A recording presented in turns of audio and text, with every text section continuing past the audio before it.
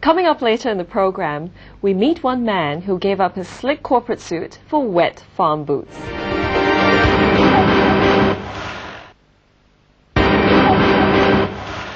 Welcome back to Vested Interest. He was a banker, a broker, and even the CEO of a public listed company. Then he wanted another change of a job. So he became a farmer. Not exactly your typical switch of a job, is it now? He's a simple farmer today, a fish farmer at that. Kan Tien Seong left the corporate world for slimy fish and murky ponds.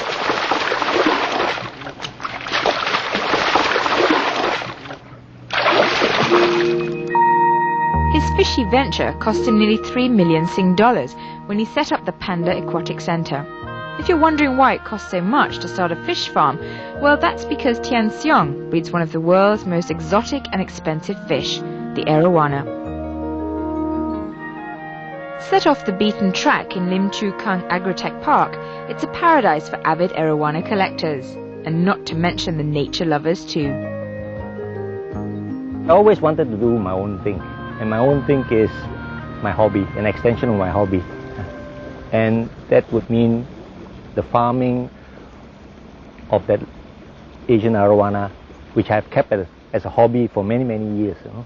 So when I had the opportunity with the stock market and the property market in my favor back in 1993 and 94, that was the time that gave me the financial independence to pursue what I've always wanted to do.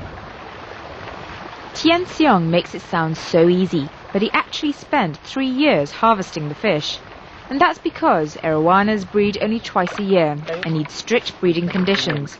Constant temperatures and the right pH balance in the water are crucial for the survival of these fish. You see the bulge on the mouth? You see the big bulge? That's where the babies are kept. Okay. Right? Okay, ready? See, look at the babies. From $80 to as much as $40,000, these fish sure cost a fortune, but people still buy them for a special reason.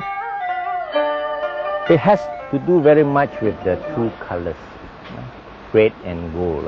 These two colors are traditionally colors favored by the Chinese.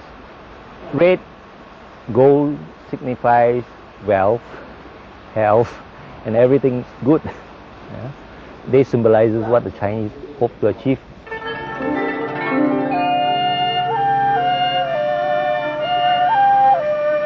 But not all of Tien Seong's customers buy the Arowana for luck.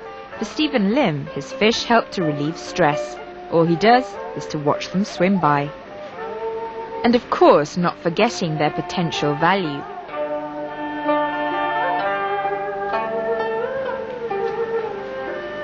Each was $1,000, and altogether it cost me $5,000. When they were here, they were about 6 inches. With a dash of centipede and some special care, these mighty creatures have grown to 20 inches. And we're talking about a market value of $12,000 each. So it's no wonder that Stephen already has future plans for them. When they reach breeding age, which is about 5 years, then probably I'll send them to be for mating and breeding. Well, that will, of course, means money for me. Easily a batch of fish would be about 35 pieces in one brood, and easily fetch about $700–800 per fish.